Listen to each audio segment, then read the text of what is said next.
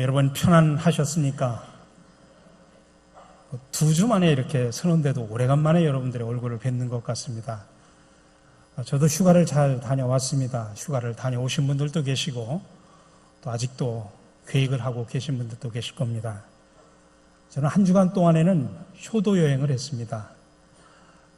제가 한 2년 전부터 저희 4가족만 가서 이렇게 쉬는 것보다는 부모님을 연로하신 부모님을 모시고 가서 함께 휴식을 하는 게 좋겠다 싶어서 부모님과 함께 우리가 이렇게 같이 가서 휴가를 맞이합니다.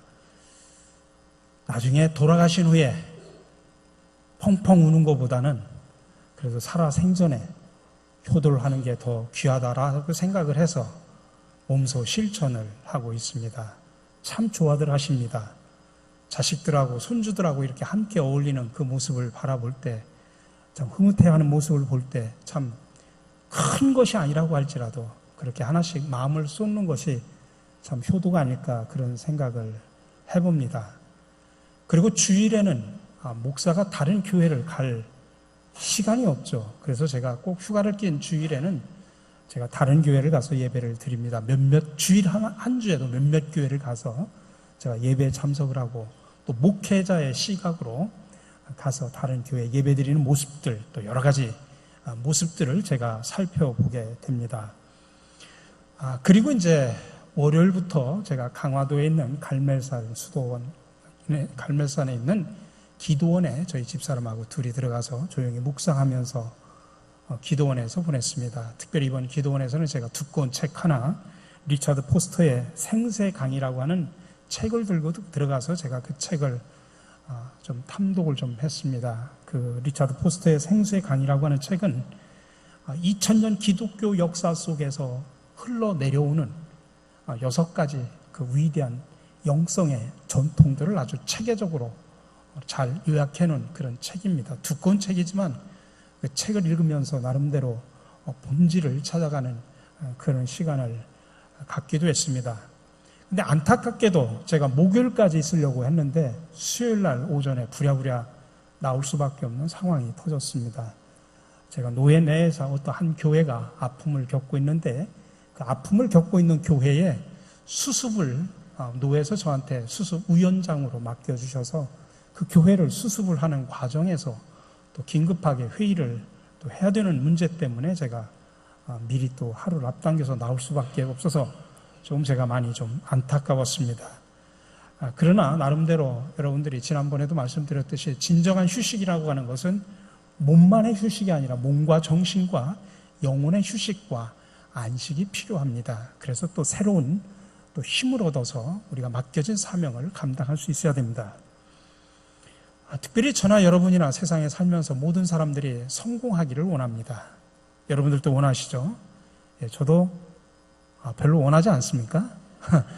예, 저도 여러분 그 성공하는 목회자가 되기를 원합니다. 근데 제가 SNS를 보니까 인터넷에 이런 글이 있습니다. 성공하는 남자, 성공하는 여자가 뭘까? 성공하는 남자란 마누라가 쓰는 돈보다 많이 버는 사람. 그 다음에 성공한 여자는 그런 남자를 만나는 사람. 그렇게 누가 표현을 했더라고요.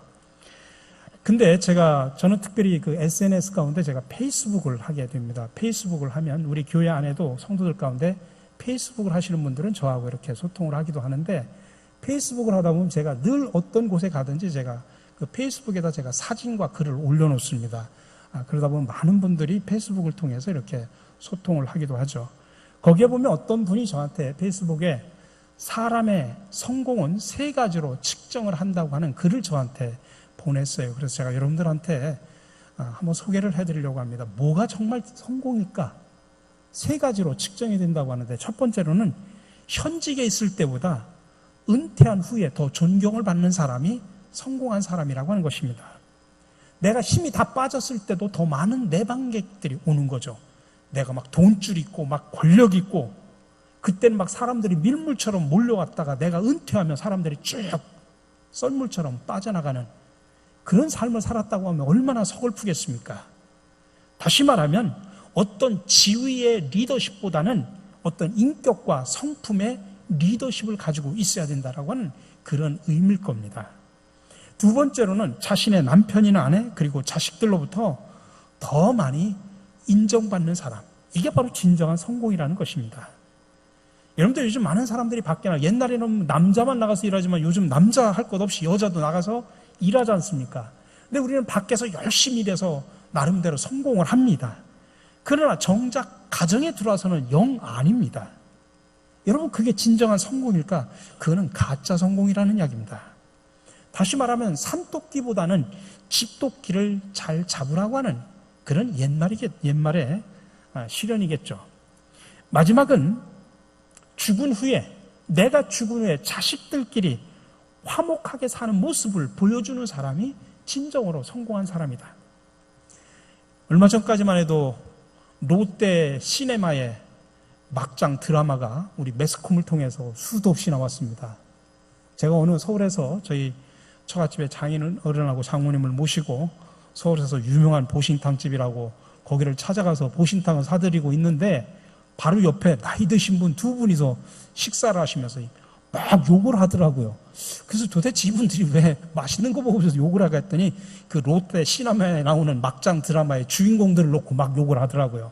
이런 버르장머리 없는 놈들, 후레자식들 하면서 막 그렇게 욕을 하는 그 모습을 보면서 돈이 많은들 뭐 하겠습니까? 자식들이 저 모양이고 사람들에게 그런 모습으로 비춰지는데요. 여러분 한번 스스로를 생각을 해보십시오. 나는 정말 성공한 사람으로 살아왔는가? 아니, 성공한 사람으로 내 인생을 마무리할 수 있을까?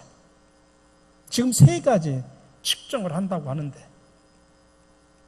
한번 깊이 스스로에게 질문을 해보시고 묵상을 해보시기 바랍니다. 그러나 여러분, 이것은 일반적인 사람들이 말하는 그런 성공입니다. 근데 오늘 저는 여러분들에게 일반적으로 말하는 그 성공을 이야기하는 것이 아니라 진정한 그리스도인으로서 우리는 무엇을 성공이라고 말할 수 있을까라고 하는 것을 말씀을 드리려고 합니다. 그게 바로 오늘 제목에 상당히 어려운 말로 써 있습니다. 케노시스와 플레로스. 다시 말하면 비움과 채움의 조화를 이룰 수 있는 사람이 진정으로 성공한 사람이다라는 이야기입니다. 첫 번째로 비움에 관한 이야기입니다. 노자는 도적경에서 이런 말을 했습니다. 그 그릇에 빔에 그릇에 쓰임이 있다. 문과 창을 뚫어 방을 만든다. 그 방에 빔에 방에 쓰임이 있다. 이 말의 뜻은 이렇습니다. 아무리 귀한 금이나 옥으로 만든 그릇이라고 할지라도 그것이 그릇으로 쓰일 때 가치가 있는 것이지 그냥 장식품으로 남는다고 하면 그것은 그릇으로서의 자기 역할을 못하는 것이라는 이야기죠. 아무리 좋은 그릇이라도 그 안에 무엇으로 가득 차서 버리지를 못한다고 하면 그 그릇은 쓰임받지 못하는 그릇이라는 이야기입니다. 반대로 아무리 값싼 질그릇이라고 할지라도 그 안이 비어져 있으면 때와 상황에 따라서 훌륭하게 쓰임을 받을 수 있다는 이야기입니다. 방의 공간도 마찬가지입니다. 비워지지 않는 방은 방으로서 쓸모가 없다는 이야기죠. 마찬가지로 우리 인생도 날마다 비우지 못하는 삶과 인간은 하나님이 들어서 사용하고 싶어도 사용하지 못한다는 이야기입니다. 그러므로 우리는 날마다 자신을 비우기 위해서 노력을 해야 됩니다. 비움이라고 하는 것은 어떤 집착에서 자유롭고 무엇도 두려워하지 않고 순수한 마음을 잃지 않는 것입니다. 그러니 비우지 못한 사람을 거꾸로 이야기하면 교만한 사람, 탐욕과 욕심이 가득한 사람, 자유롭지 못한 사람, 순수하지 못한 사람, 그렇게 말을 할 수 있습니다. 근데 우리가 흔히 생각하기를 비움이라는 단어를 생각하면 많은 사람들의 머릿속에서 비움은 불교에서 강조하는 그런 진리인가 보다. 불교인들이 많이 사용하는 단어로 이해를 합니다.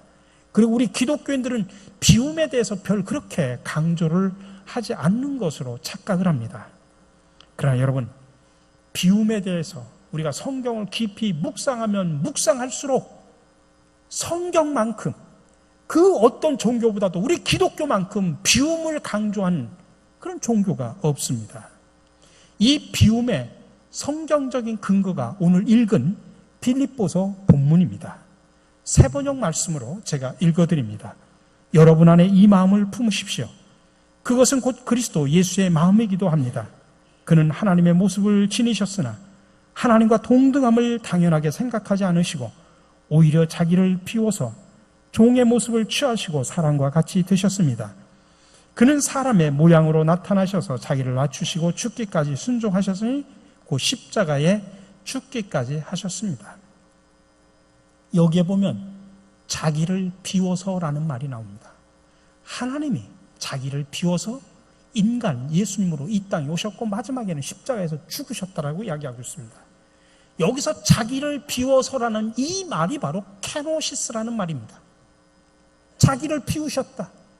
그것이 헬라어로 케노시스라고 표현합니다.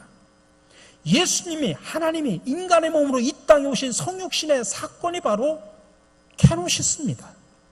그리고 예수님은 세상에 살면서 자기를 비우시다가 마지막까지는 십자가에서까지 자기를 비우셨습니다. 바로 비움의 절정, 케노시스의 절정의 사건이 바로 십자가의 사건입니다. 그러니 예수 그리스도의 생애 전체를 한마디로 딱 요약을 한다고 하면 케노시스의 삶을 살으셨다. 이렇게 말을 할 수가 있는 것입니다. 그래서 바울은 고린도 후서에서 고린도 교인들에게 이렇게 말합니다. 우리 주 예수 그리스도의 은혜를 너희가 알거니와 부유하신 이로써 너희를 위하여 가난하게 되심은 그의 가난함으로 말미암아 너희를 부유하게 하려 하심이라. 우리가 믿는 하나님은 부유하신 하나님인 줄로 믿으시기 바랍니다. 온 세상 만물을 창조하시고 온 세상 만물을 다 가지고 계신 부유하신 하나님입니다. 그 하나님이 가장 낮은 모습으로 이 땅에 오셨고 그 예수님께서 가난하셨습니다. 가난하셨다는 이 말의 표현이 바로 케노시스, 자기를 비웠다는 이야기입니다. 왜요? 우리를 부유하게 하기 위해서라는 이야기입니다. 그러니 여러분, 기독교는 비움, 케노시스에서 기독교가 출발한 것입니다. 자, 그렇다고 하면 비운다라고 하는 말의 구체적인 의미가 뭘까? 그것은 한마디로 말하면 자신을 죽이는 겁니다. 고린도전서 15장 31절에서 바울은 케노시스한 그 그리스도를 뜨겁게 가슴으로 만난 이후에 자기도 케노시스의 그리스도를 따라서 이렇게 산다라고 고백을 하는데, 형제들아 내가 그리스도 예수 우리 주 안에서 가진 바 너희에 대한 나의 자랑을 두고 단언하노니 나는 날마다 죽노라. 부활하신 예수님, 그래서 정말 그의 삶 속에서 케노시스를 우리에게 몸으로 보여주신 그 예수님을 만난 이후에 바울은 인생관과 그의 가치관이 완전히 변화되어서 자기는 예수님처럼 날마다 죽노라라고 고백합니다. 나는 날마다 피우겠습니다. 그 말은 날마다 나도 죽겠습니다라고 하는 그런 의미라고 보는 것이 이야기하는 것입니다. 그러니까 우리 기독교인의 신앙의 진수는 한마디로 표현하면 나 자신을 죽이는 겁니다. 아직도 살아있습니까? 여러분, 그럼 아직도 죽지 못한 겁니다. 피우지 못한 겁니다. 오늘 사도 바울이 나는 날마다 죽노라고 말하는 것처럼 자기 자신을 죽이는 게 바로 신앙의 본질입니다. 이게 바로 케노시스의 삶입니다. 제가 수요일 날 우리 노회내에 아픔을 겪고 있는 한 교회 때문에 제가 일찍 나왔다고 말씀을 드렸습니다. 어제가 토요일인데 평상시 토요일이면 제가 말씀을 묵상하고 깊이 이렇게 편하게 쉬는 날인데 저는 어제 밤 늦게까지 그분들하고 이야기를 나누고 제가 집에 10시 넘어서 들어왔습니다. 정말 피곤하게 한 3시간 동안 이야기를 나누다 보니까 제 머리도 너무나 피곤하고 띵할 정도로 그렇게 이야기를 하고서 제가 돌아왔습니다. 여러분, 제가 그 교회를 수습하면서 제가 느끼는 게 있습니다. 어느 개인의 갈등이든지 아니면 교회 내에서 공동체 내에서 갈등이든지 제일 중요한 것은 갈등이 있을 때는 한쪽 편 이야기만 들어서는 안 됩니다. 양쪽의 이야기를 다 들어야 됩니다. 왜 그러냐면요, 저도 수도 없이 우리 교회 내에서의 갈등, 또 많은 공동체 속에서 갈등을 바라보면 공통적으로 느끼는 게 있습니다. 그게 뭐냐면, 저한테 이쪽 사람이 와서 얘기할 때 뭐라면 나는 이런 억울한 일을 당했습니다. 이런 아픔이 있습니다. 자기 억울한 일, 자기 아픔은 이야기하는데 자기가 잘못한 것에 대해서는 한마디도 이야기를 하지 않습니다. 또 이쪽 사람을 만나면 그도 똑같이 이야기합니다. 나 아픕니다. 저 힘듭니다. 저 사람 때문에 힘듭니다. 한데 자기가 잘못한 것은 한마디도 안 해요. 그렇기 때문에 양쪽 이야기를 듣고서 판단을 해야 됩니다. 근데 우리 노회에서 그 교회 가면서 전권위원회라고, 그 교회가 문제가 생겨서 전권위원회를 구성을 해서 그 교회에다 파송을 했어요. 근데 전권위원회가 가서 첫 단추를 잘못 깼습니다. 힘 있는 어느 한쪽의 이야기만 듣고 이쪽 이야기를 안 들은 겁니다. 결정적인 실수가 거기서부터 나온 겁니다. 그래가지고 그 이야기를 가지고 노회에다가 그대로 보고를 했어요. 그래서 노회 모든 목사님과 장로님은 한쪽 이야기만 들은 이야기만 가지고 그 교회를 이해를 했어요. 그래서 저놈들은 죽일 놈들이네, 나쁜 놈들이네, 이렇게 이해를 한 겁니다. 그러니까 막 문제가 시끄럽고 복잡해지기 시작을 했어요. 근데 이 문제가 이쪽에 한쪽에 억울한 쪽이 도저히 해결이 안 되니까 사회법정에다 고소를 해버린 겁니다. 그래서 나중에 노회가 몇 차례 열려서 이래서는 안 되겠다 싶어서 수습위원회를 구성을 해서 제가 위원장이 돼서 그곳을 가서 수습을 해달라고 파송을 해서 제가 갔는데, 먼저 그 교회에 가서 한쪽 이야기를 2번을 2회에 걸쳐서 가서 들었습니다. 그리고 한쪽에 이쪽 분들을 또 2번에 똑같이 동시에 만나서 2번의 이야기를 들었어요. 양쪽의 이야기를 들으면서 결국에는 사건의 진실이 얼만큼 왜곡됐는가를 깨닫게 된 겁니다. 우리 수습위원들이 공통적으로 느끼는 게 이 사건이 왜곡됐구나, 진실이 왜곡됐구나 하는 것을 그때서야 깨닫게 된 겁니다. 그래서 저희가 수습을 하면서 첫 번째, 진실을 밝혀야 되겠다. 진실이 분명하게 드러나야 되겠다. 그 속에서 수습을 해야 올바른 수습이 되지, 진실은 덮어버린 때 대충 봉합을 해서 문제가 해결될 일은 아니다. 그 교회도 앞으로 그 진실을 덮고 문제를 해결해버리면 그 교회도 영영 건강한 교회로 서질 못합니다. 그 속에 가장 중요한 한쪽의 진실을 덮게 만든 한 원인이 힘 있는 어느 원로 목사님 때문에 그렇습니다. 은퇴를 하시고도 교회 모든 것을 사사건건 간섭하시는 한 은퇴 목사님. 그래서 어느 담임 목사님이 오시더라도 그분의 마음에 안 들면 쫓겨나게 되는 그런 그분의 탐욕과 욕심이 한 교회 공동체를 그렇게 무너뜨린 겁니다. 근데 결국은 그분에 의해서 모든 이야기가 노회로 전달이 된 겁니다. 그러다 보니까 왜곡이 돼버린 겁니다. 진실이. 저는 이거를 바라보면서 뭘 느꼈냐면, 물론 그 공동체가 어려움을 겪는 첫 번째 이유는 목사 때문에 그렇습니다. 어디든지 교회가 힘들 때는 제일 먼저 목사가 통회하고 자복을 해야 됩니다. 목사가 바로 서면 됩니다. 그러니까 누구도 다른 사람한테 핑계댈 필요 없습니다. 지도자가 잘못되어 있기 때문에 그런 겁니다. 그래서 목사가 통회하고 자복해야 됩니다. 그리고 나서 우리가 지혜롭게 수습을 해나가야 됩니다. 그러나 동시에 탐욕을 가져서는 안 된다는 이야기입니다. 한 사람의 탐욕이 교회 공동체를 쓰러뜨리고 넘어뜨리는 그 모습, 그 건강하게 부흥하는 교회가 앞으로 다시 새롭게 회복되려면 엄청나게 많은 시간과 투자를 해야 됩니다. 그거를 바라보면서 제일 좋아하는 게 누굽니까? 사탄막입니다. 교회가 성장하고 부흥하고 하는 걸 제일 싫어하는 게 사탄막입니다.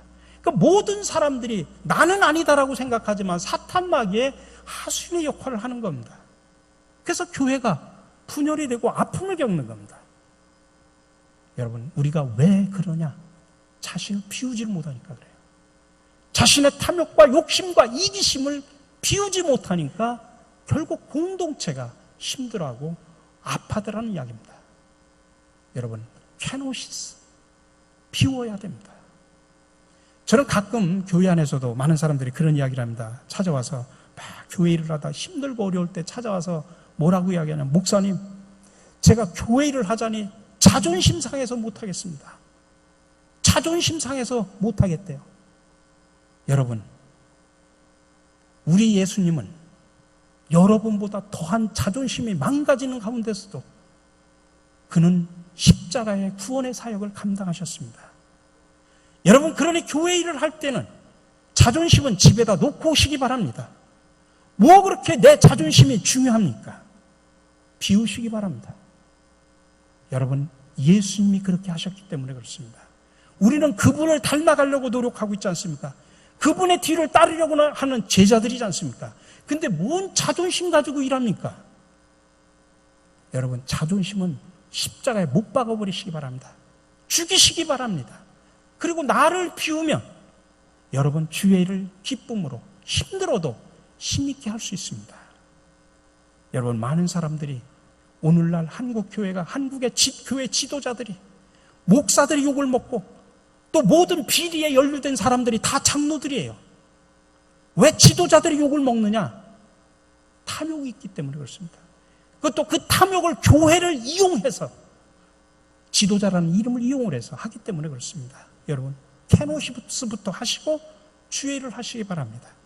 그래야 건강하게 주의 일을 할 수가 있습니다. 여러분, 근데 사실 우리가 예수님을 제대로 만나면 굳이 막 나 자신을 비우려고 애쓰고 노력할 필요가 없습니다. 왜냐하면 예수님의 뜻이 성령을 통해서 우리 속에서 강력하게 역사하셔서 우리를 비우게 하고 죽게 해서 그분의 뜻을 따라가게 하기 때문입니다. 우리 사랑하는 성도 여러분, 오늘 여러분은 무엇을 비우시겠습니까? 부디 바라기는 우리 마음속에 있는 각종 탐심과 이기심, 교만 등을 다 비우시기를 주님의 이름으로 간절히 축원합니다. 두 번째는 체험입니다.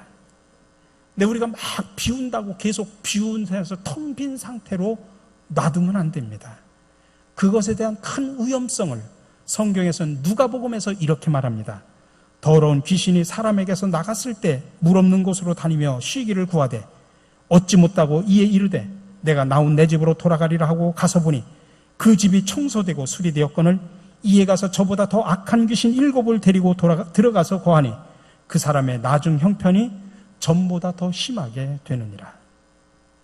이 말씀의 요점은 사람의 마음속에는 중립지대라는 것이 없다는 이야기입니다. 다시 말하면 내가 성령으로 비운 내 마음을 성령으로 채우지 않으면 더러운 귀신이 들어오는데 그것도 한 귀신이 아니라 7 귀신이 떼거지로 들어가지고 전보다 형편이 더 나빠질 수도 있다고 하는 그런 경고입니다. 그러니 우리가 내 자신을 비우는 것도 중요하지만 더 중요한 것은 그 비운 내 마음속에 무엇을 채워 넣느냐라고 하는 것, 참으로 중요하다는 이야기입니다. 요한복음 1장 14절에서 이렇게 말합니다. 말씀이 육신이 되어 우리 가운데 거하심에 우리가 그의 영광을 보니 아버지의 독생자의 영광이요 은혜와 진리가 충만하더라. 오늘 에베소서의 본문입니다. 모든 성도와 함께 여러분이 그리스도의 사랑의 너비와 길이와 높이와 깊이가 어떠한지를 깨달을 수 있게 되고 지식을 초월하는 그리스도의 사랑을 알게 되기를 빕니다. 그리하여 하나님의 온갖 충만하심으로 여러분이 충만하여지기를 바랍니다. 두 말씀 속에서 말하는 충만함, 두 말씀 속에서 강조하는 이 충만함이라는 뜻의 헬라어가 플레로스라는 말입니다. 플레로스라는 말은 여기 컵에다가 물을 채워가지고 그냥 채우는 게 플레로스가 아니라 가득 찼는데도 계속 물을 부어가지고 물이 막 흘러 넘치는 것, 막 흘러 넘치는 것, 이게 바로 충만함이라는 이야기입니다. 여러분, 성령 충만하십시오라는 말은 성령을 내 마음에 모시는 것으로만 그치는 것이 아니라 성령 속에 내 모든 것을 맡겨서 성령이 내 마음속에 흘러 넘치게 하도록 하라는 그런 의미를 담고 있는 것입니다. 오늘 말씀해 보니까 하나님의 말씀이 우리 가운데 임하면 하나님의 은혜와 진리가 플레로스, 가득 흘러 넘치게 된다는 이야기입니다. 그리스도의 사랑을 우리가 바로 깨닫게 되기만 한다면 우리 생각을 뛰어넘는 하나님의 놀라운 사랑이 플레로스, 우리 인생 속에 가득 흘러 넘치는 축복이 임한다는 사실을 믿으시기 바랍니다. 그러므로 하나님의 은혜가 넘치게 하고 그리스도의 사랑으로 가득 흘러 넘치게 하라는 이야기입니다. 이게 바로 플레로스 체험이라는 것입니다. 특별히 우리 교회가 선교 비전으로 사랑 나눔 운동과 생명 살림 운동을 합니다. 특별히 우리 사랑 나눔 운동의 복지센터를 통해서 지금 몽골에 우리가 빵 기계를 가지고 가서 7분이 지금 선교팀이 가서 지금 사역을 하고 있고 그들에게 지금 빵 기술을 가르쳐 주고 있습니다. 여러분, 참 우리가 사랑이라는 것은 내 것을 나눠주고 나눠주면 마치 없어질 것 같은데 나눠주고 나눠주면서도 왠지 모르게 내 마음속에는 막 기쁨이 흘러넘쳐요. 아니, 내 거 주는데도 막 기쁨이 흘러넘치고 은혜가 흘러넘치고 참 묘하죠. 여러분, 옛날에 보면 시골에 보면 우물이 있지 않습니까? 우물을 동네 사람들이 다 와서 서로 막 퍼갑니다. 그 퍼가면 고갈이 돼야 되잖아요. 근데 퍼가도 우물은 계속 흘러넘칩니다. 이게 바로 놀라운 사건입니다. 여러분, 플레로서 하나님의 말씀으로 그리스도의 사랑으로 우리 속에 충만하면 끊임없이 퍼내도 흘러넘치는 역사가 일어난다는 것입니다. 이런 충만함을 체험하는 저와 여러분들이 되시기를 간절히 바랍니다. 그럼 무엇으로 채워야 될 거냐? 여러분, 인간의 탐심과 이기심으로 채워놓으면 이런 현상이 나타납니다. 갈라디아서 5장 19절입니다. 육체 행실은 분명합니다. 곧 음행과 더러움과 방탕과 우상 숭배와 마술과 원수 맺음과 다툼과 시기와 분노와 이기심과 분열과 분파와 질투와 술 취함과 흥청거리는 연애와 또 이와 비슷한 것들입니다. 내가 전에도 여러분에게 경고하였지만 이제 또다시 경고합니다. 이런 일을 하는 사람들은 하나님 나라를 유업으로 받지 못할 것입니다. 그러나 하나님의 성령으로 가득 채우면 이렇게 됩니다. 그 이어서 나오는 말씀입니다. 성령의 열매는 사랑과 기쁨과 평화와 인내와 친절과 선함과 신실과 온유와 절제입니다.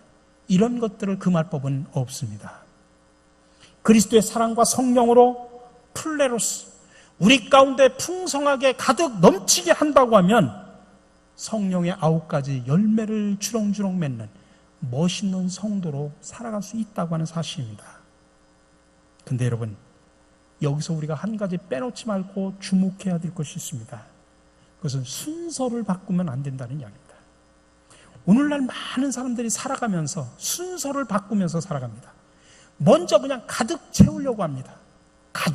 가득 채우려고 열심히 나가서 땀 흘리고 분주하게 일합니다. 왜 바쁜지도 모르고 무엇 때문에 사는지도 모르고 열심히 땀을 흘리면서 가득 내 인생의 창고에 채우려고 노력을 합니다. 근데 여러분, 세상 것으로는 가득 채워도 갈증만 느낍니다. 제가 옛날에도 한번 말씀을 드렸죠. 미국에서 가장 자기 스스로 가난하다고 생각하는 사람들의 재산이 얼마인 줄 아십니까? 통계가 나와 있는데, 나는 가난합니다라고 그렇게 느끼는, 자기 스스로 느끼는 그런 사람들의 평균 재산이 20억에서 30억을 갖고 있는 사람들이 그렇게 나는 가난하다고 느끼고 있답니다. 왜 그러냐면 그런 사람들은 이미 50억, 60억, 100억 그 이상의 사람들하고 교제를 해봤거든요. 그러다 보니까 자기는 그 사람들에 비하면 가난하다고 느끼는 거예요. 감사한 게 아니라 가난하다고 느끼는 거예요. 아니 2천만 원, 3천만 원, 아니 2억, 3억도 아닙니다. 20억, 30억을 갖고 있는 사람들이 나는 가난하다고 느낀다고 합니다.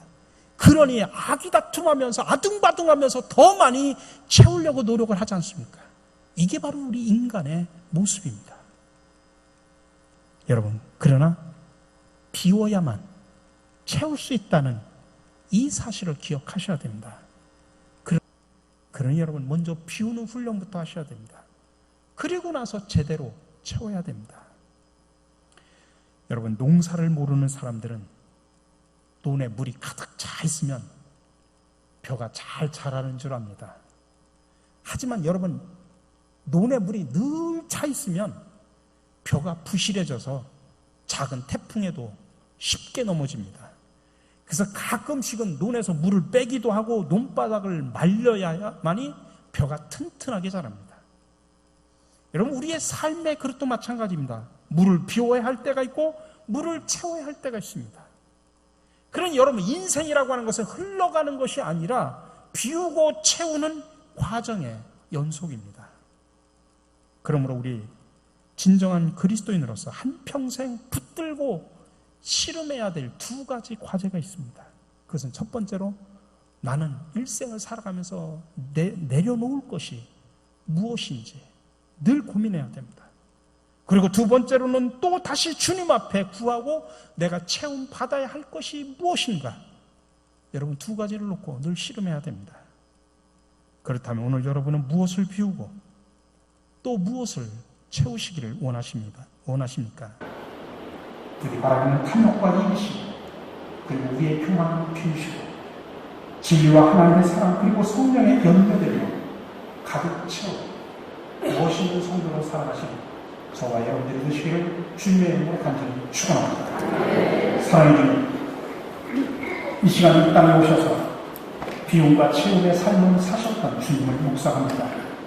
이제 저희를 주님의 참된 제자로 거듭나 주님처럼 살아가게 하옵소서. 주님처럼 자신을 피우게 하옵소서. 그리고 주님처럼 성령으로 충만하게 하옵소서. 십자가에서 자신을 비우시고 성령으로 우리를 채워주신 예수 그리스도의 이름으로 기도드립니다.